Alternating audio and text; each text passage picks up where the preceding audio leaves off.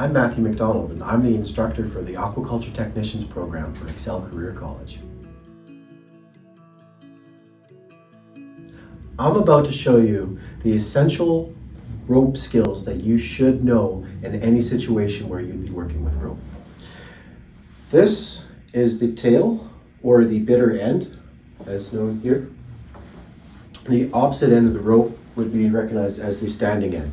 You usually have no access to the standing end, so this is what you have to work with.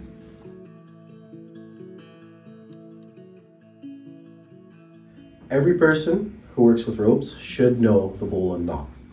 So you're going to want to take the rope in both hands, and if you're right-handed, you can put the tail end in your right hand, and then reach across. And you want your fingers to be towards each other, because this puts your hand in the right position to grab the rope and twist it over to make an overhand loop. It's important that it's an overhand loop and not an underhand loop, because when you go to tie your knot, it'll simply fall apart on you if it's not in the right position. So an overhand loop also has the tail end of the rope going over top of the loop here towards you. Next, you're going to want to take that tail and put it up through the loop that you just created, drop it down, and come behind your standing end rope. Then you're going to come back up and come down through this hole again. And then you're going to pull it tight. And that's what it should look like. This part of the knot is called the collar, and it's what you're going to want to break to untie this knot. So you simply grab that and you slide it down the standing end. And this opens up the knot and releases all of the tension, and it comes apart just like that. One of the important parts of tying this knot is making sure that it is tight. I was told that when you're tying a knot, you're going to want to tie the knot and then you dress it. The point of dressing it is to make it look good. And then when it's dressed, looking good, you set it by pulling all of the available slack that you can out of it. One of the biggest weaknesses of this knot is if there's too much slack here on the collar and you're pulling a huge load, this collar can actually slip loose and fall down over the rest of the knot, giving you something that looks more like that. That knot, once it's under a certain amount of load, will never ever come undone. You have to cut it and start again from fresh.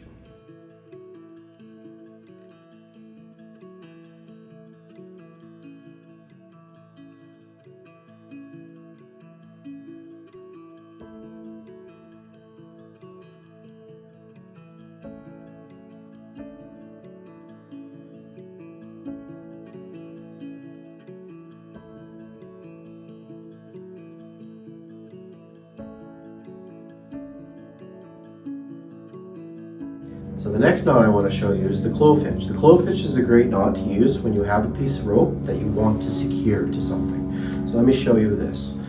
So we'll come over the object. You can come under too. There's many different ways of doing it, but I'll show you so you can see it.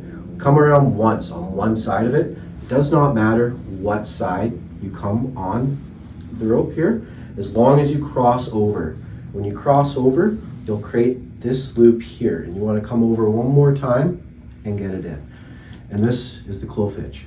You have two loops with your tail end or your bitter end and your standing end leaving between those two loops in different directions.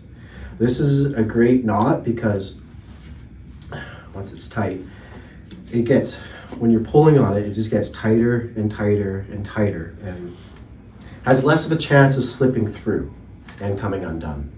One of the important things though with this knot is you're going to want to back it up again and just kind of lock it in. You have different options here.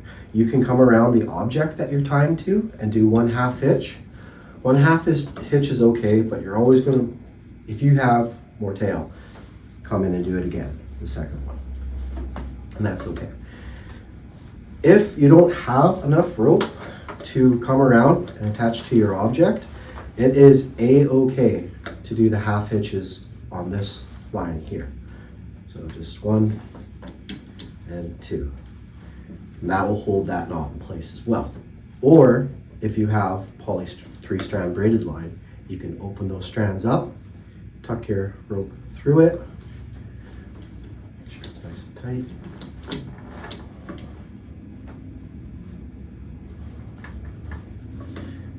and do it again.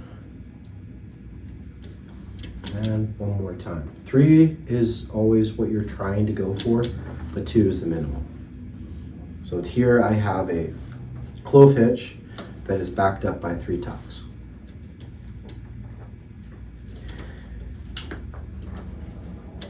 There are more than one way of tying this knot too. If you're coming onto something you want to tie to, you can do one overhand loop and another overhand loop and pass your second one behind, and you can slip that whole thing on, and there you have it. Here's your clove hitch again.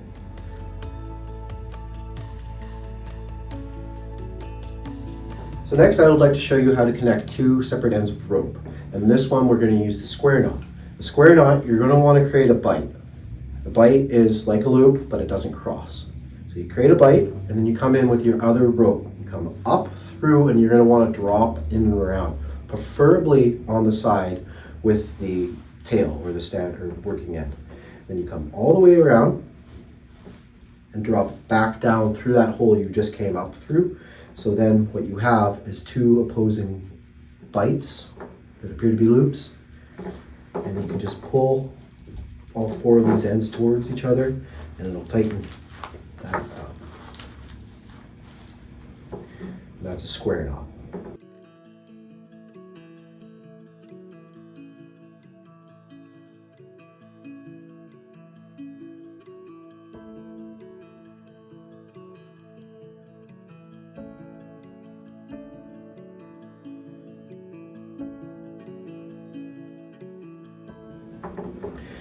When using this knot on the ocean, you're going to want to back it up. Everything you do on the ocean, you should back up with a half hitch or a tuck of some sort. So I got my bite, I got my tail's coming up, it's dropping down, it's wrapping around, and it's coming tight. I'm going to tie that knot and address it, make sure it looks nice, and then I set it. So now I'm going to want to back it up. I can do it by putting a half hitch here, but my tail is quite short. I didn't really leave myself enough for that one. So I'm just going to tuck it instead. I'm going to open up that rope. I'm going to put that tail through once, twice, and I can't get 3 times this time. That's okay. Make sure that knot's still nice and tight. Looks good, like a square. I'm going to open it up on this side and pass that through. Sometimes it can be quite stiff. Once and twice for good measure. Now I have connected both ends of this rope together as one.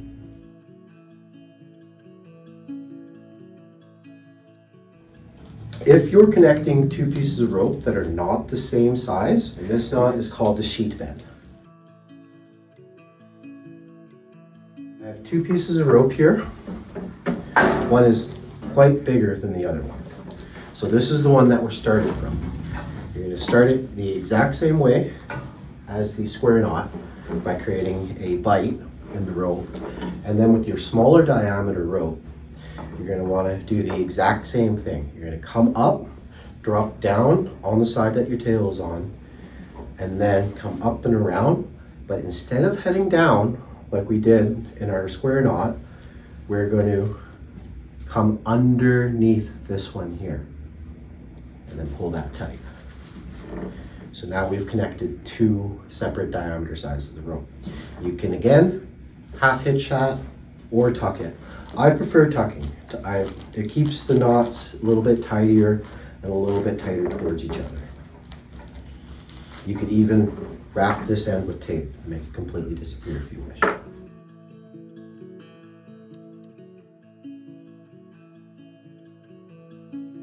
So something you're going to want to know too, working around the ocean, is what this is. This is called a cleat. Cleats can be found on docks and the sides of boats, and what they're for is to tie to. So say I have my rope, and someone had tossed me from a boat that we can't see right now. I'm going to pull that tight against my cleat, and I'm going to come around, but not all the way around, just like that.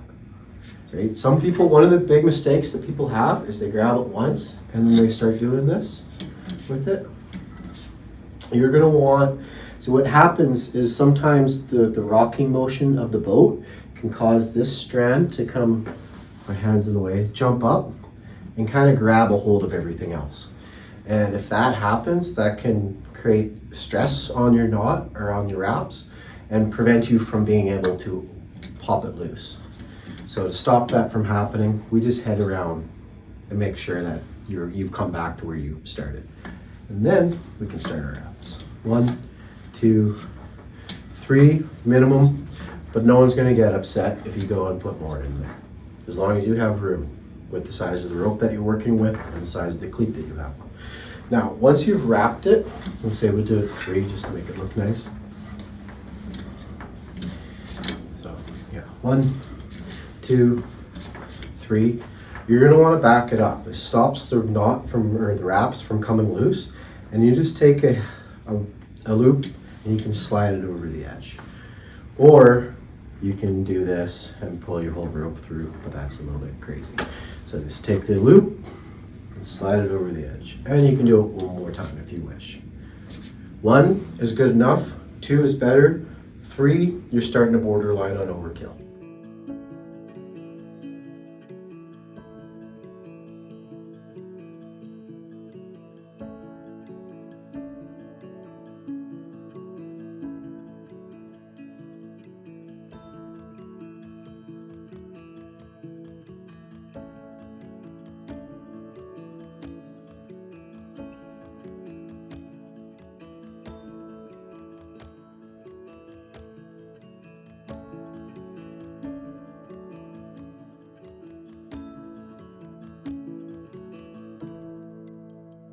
Next thing I want to show you is about pulling a rope and the mechanical advantage. So if I'm secured to an object here and I'm trying to pull, the force that I'm putting here is equal to the force putting there. So I can only pull with the weight that I pull with. So if I pull with 50 pounds, 50 pounds is moving here. There might be occasions when I want to pull more than what I'm capable of pulling with myself.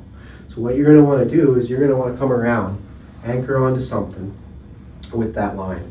And this is called a poor man's pulley. I don't know the official name for it. You can't find this on Google. But basically what we're going to do is we're going to create a slip knot, right? I'm going to start with my overhand loop, like in my bowling. And then I'm going to take another loop from downstream of that, put it up through, and create this loop that's in line. The reason it's a slip knot is because I have a loop inside of a loop, and if I pull it, it slips loose. So we'll do that again, create my overhand loop, we'll create a loop that goes through, and now I have a loop in the middle of my line. I take my line here and pull it through. Now I've created a mechanical advantage. I have 2 lines pulling on 1 line. So this has doubled up my strength. And I don't have to pull very hard to see that this is quite a bit tighter than what it used to be before.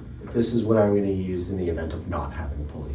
So I can pull that quite tight. One of the other good factors of this is you can take that rope right here that you're holding tight and you can pinch that and let go of that. See how easy that is for me to hold?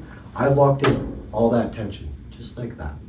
And then I can tie that off if I wanted to, either to itself or to something else. And that rope will stay tight, just like that.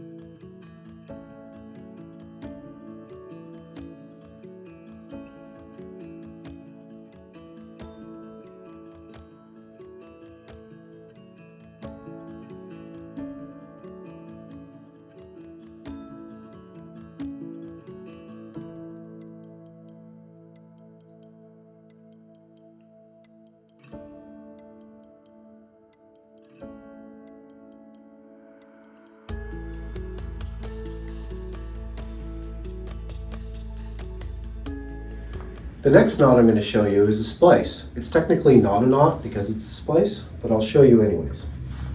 So the first place we're going to do is how to make a permanent looped end on a knot. You're going to want to take roughly 9 to 12 inches of rope, and you're going to peel apart and expose the strands of this rope. So I'm going to tie or tape right here to stop that from peeling back any further. Next, I'm going to want to know how big that loop is going to be. So depending on what I'm tying to, I can adjust my size, and then maybe I want something nice and clean and small. You can put those together here too.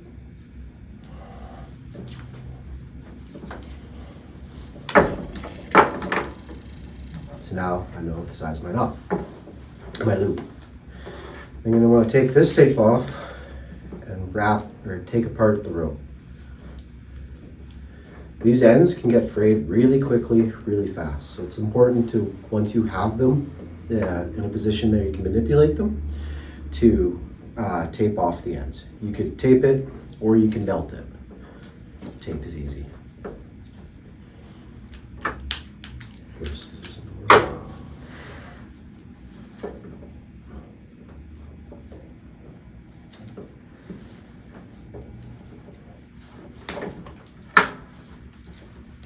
So you're going to want to open this all the way up, all the strands, down to the base where we had tied or taped it off. Next, you're going to want to open up the standing end rope to expose these loops that you have in here. And the tighter you can get to the base, the better. So I'll open it up and expose one here.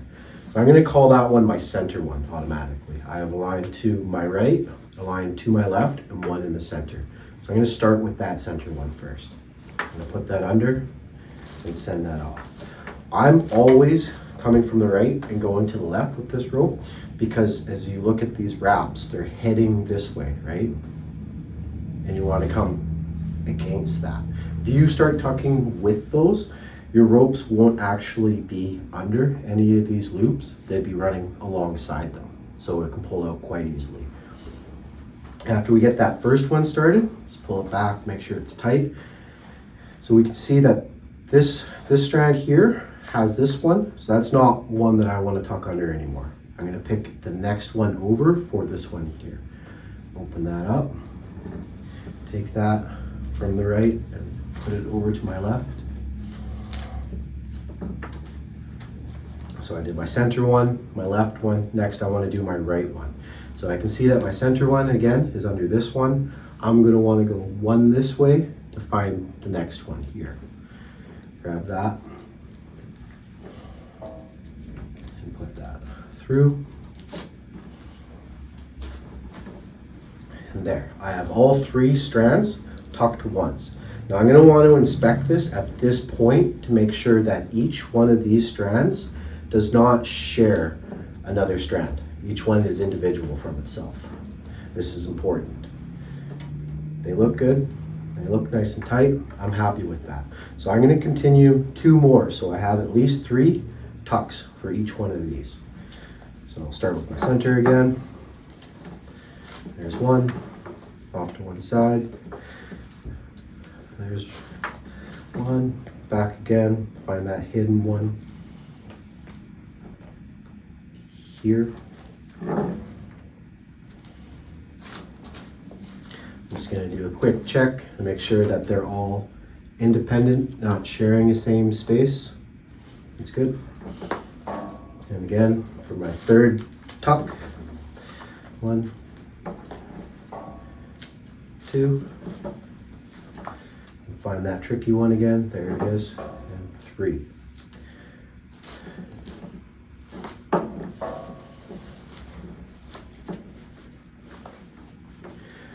So that's the basic splice. You can tape and cut these ends off if you wish, but if you want to make it look a little bit more professional, you can have all of these ends heading in the same direction off to itself. So I'll show you that. I'll take one, he's going to stay right where he is. I'm going to take the other one behind it and tuck that once. Then I'll take the one behind that one and tuck that twice. And I'm going over under, right? As you're seeing, it's hard to tell, but I go over one, under one, over one, under one, and that's the process here. So that was once with that one, and go over and under, and 3 times with that one. Pull those nice and tight.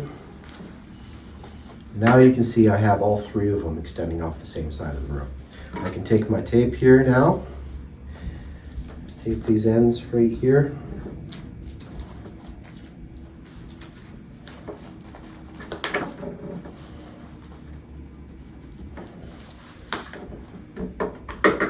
Then cut those off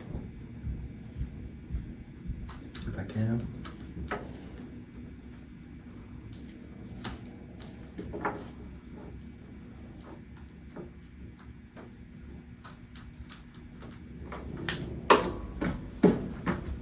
Now we can see that looks real nice and neat there.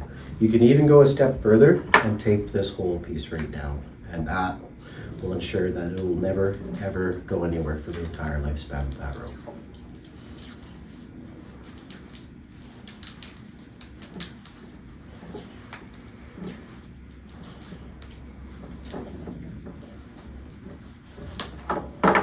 That is a spliced end.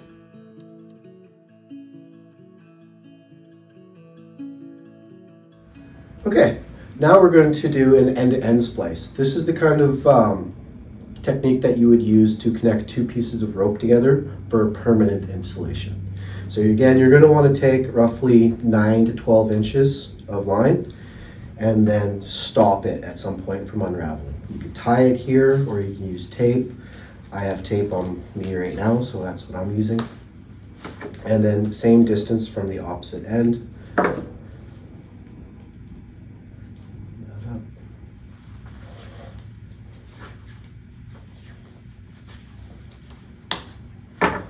Now I'm going to want to unravel the strands of my tails here. So let's take this tape off.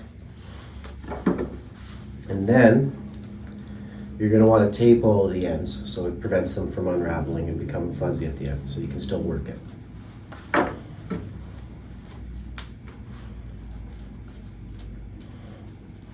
And this is an example of what can happen. This will start separating more and more and more.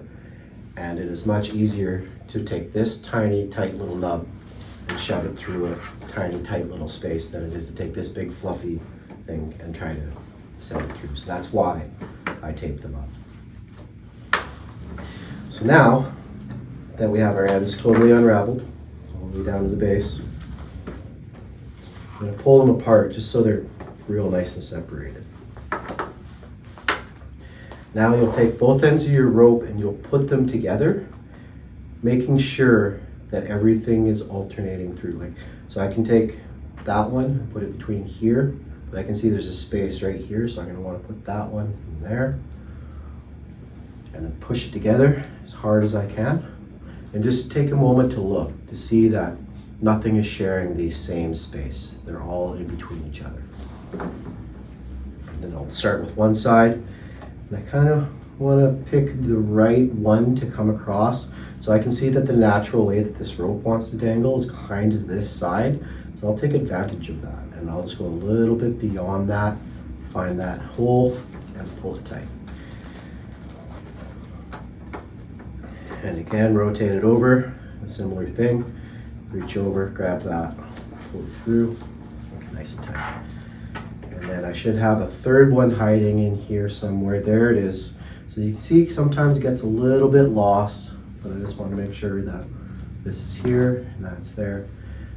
And then you can see here that's coming out of that one, that's coming out of that one. So I'm going to come through and get this one because this has nothing in it here. It's kind of still a little loose and kind of hard to manage. Just kind of pull those tight if I can, and then I'll jump over to the opposite side and do the exact same thing. So I can see that these are kind of wanting to fall a little bit over from there, so I'm just going to reach over and grab one from behind. And this helps keep everything tight towards each other.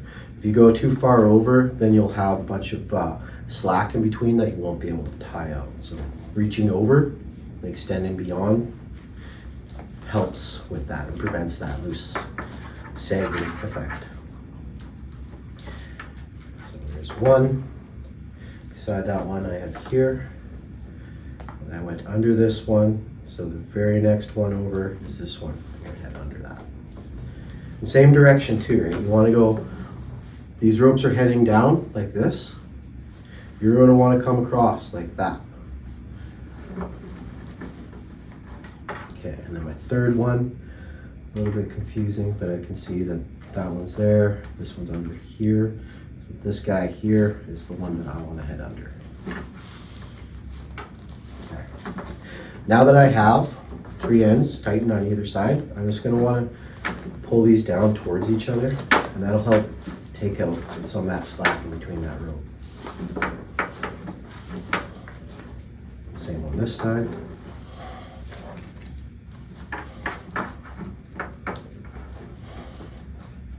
And then we'll continue our splice. So these splices will go over one, under the next, over one, under the next, just like that. So I'll take this here, send it over one, under the next, over this one, under the next, over this one here, and under the next. So I have that one twice. I'm gonna do it one more time to make it 3. So over, under. So that's your basic end-to-end splice. You could take this a step further too, and doing what I had done on my looped end splice by tucking my tails 1 and over, under, and over, under again. I didn't leave enough. There's no room for that one. That's okay. Again, with this side, I can do 1. Oop. I can see right now that this one's a little bit longer than this one, so maybe I want to save this one for my second tuck. So I'll spin this right around and take this shorter one and tuck that one once. Come back, grab this one here, tuck it 1, tuck it 2, so then they're all sitting on the same side of the rope. This splice is stronger than the actual rope that you're dealing with. The rope will never break or come apart here if you have 3 wraps on either side. That is your end-to-end splice. To summarize, these are the basic rope skills in aquaculture and many other industries, including at home. Remember, practice makes perfect, and it's not enough to see the video. You need to keep practicing until it becomes second nature. So, good luck and have fun.